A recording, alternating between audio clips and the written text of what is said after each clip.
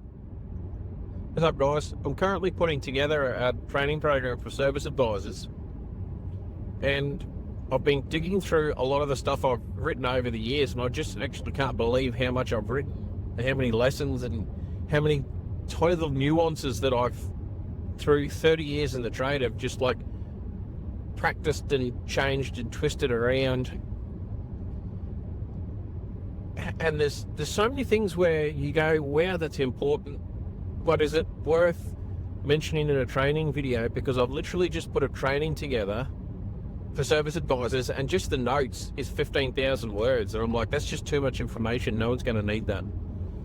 But I want to share one of the really big takeaways that I found through writing all my notes was, don't be scared of sticker shock. Sticker shock's when you are embarrassed or scared to give a big bill out. But you just go, oh my gosh, that price jumped up. We don't set the prices of parts.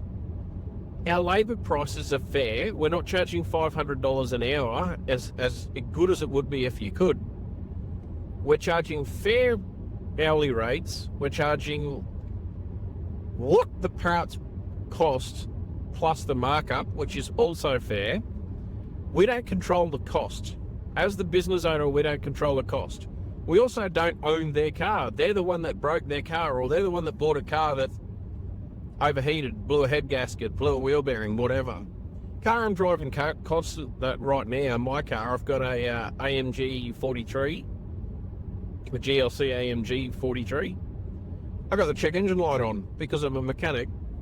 So scanned it, and it's a very common problem. The thermostats run too cold. So I'm not really stressed about it because the thermostat costs me nearly $300. To a customer, it's about $460, and that doesn't include labour. So I'm like, I'll live with it. But I'm from the days where thermostats cost like $15. I remember paying like $11 for a thermostat on old Fords and Holdens and Chevs and shit. So, trust me, I got sticker shock when I saw the price in this, although I was expecting it because it's an expensive car. When you're doing invoices for customers, and I don't know because I've done it, when you're doing an invoice for a customer, you charge what it needs to be charged out at. I've been in the same position, and if you're honest with yourself, I'm sure you have to, you start typing out everything it needs. Say it's a big job like a head gasket. You start typing down everything it needs, timing belt, because you're going to do the water pump, you're going to do everything properly. And you get to the end, you're like, oh, that's an ugly price. Oh, the customer's going to shit themselves. We don't sell it. The best thing you can do is tell the customer, to fix it properly, this is what it's going to cost. And you hand it to them, you obviously explain it in a way. If you just said, your car's broken, it's going to be $5,000, they're just going to freak out. But if you say, we need to replace X, all the different pieces that need to be replaced, they're going to have an understanding and they're going to brace for impact.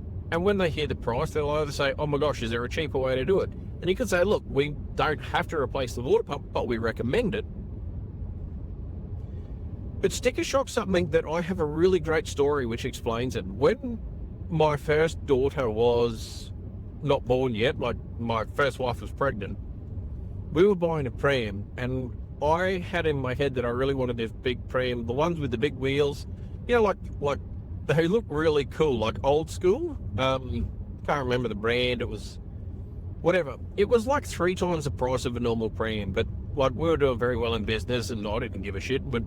We literally bought a Mercedes 4-wheel drive like wagon, the in those days the ML350, to fit this bloody pram in the back. And my wife had done all of the shopping around. We'd picked the pram, and she called all the different baby stores. I don't know what they're called, baby shops. It sounds terrible saying that, you can't buy them, but you know, like the pram shops, and they sell the car seats and all the bullshit. And we'd found the store that had the cheapest price, and they were cheaper than everyone else by about $50. And it wasn't because of the expense. They weren't something that every store had in stock. So we decided, okay, this is the store, this is the price. We went in, there's a young girl behind the counter, all of about 16 years old, 17 maybe. And we said, we'd like to get this pram. And she said, oh, we don't have it in stock. Oh, but we could order it. I said, of course, that'd be great. And when she saw the price, she was like, oh my gosh, do you know how much it costs? And then we were like, my wife and I both like, no, like, how much is it? She's like, oh, it's so expensive. She's like, hang on, let me check. And she was able to, like, jit around with it and, like, took about another $60 off the price. I was like, she had sticker shock herself for something that we had already mentally prepared ourselves, done our shopping around, and found the cheapest price in all of Brisbane, like the city we lived in. Could not get it cheaper anywhere else, but because she, in her mind, was used to selling $200 or $300 or $400 prams, when she saw one that was well over $1,000, she shit herself. I think it was, I don't really remember, but we're going back a few years now. They're probably all $1,000 now. My daughter's 18 this year.